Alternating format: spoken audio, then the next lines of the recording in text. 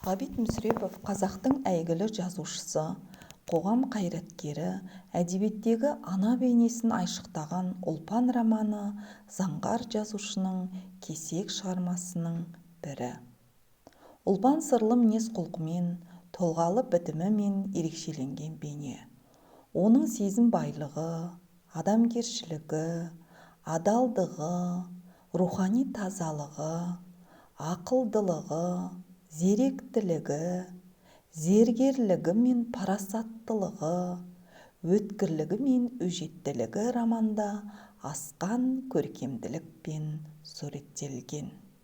Бұл көркем шығарма қазақ ауылының 100 жылдық тұрмысын, әдет-ғұрпын толыққанды көрсете білумен ерекшеленеді.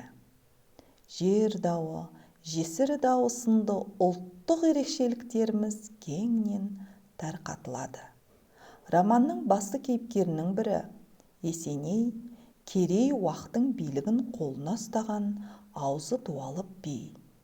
Ол 2 баласы бір күнде шешектен өліп, бір балаға зар болып жүргенде, өзінен 40 жас кіші Ұлпанды әйелдікке алған. Ұлпан да ел ағасын жан жүрегімен жақсы көріп, саналы ғұмырын еліне арнайды.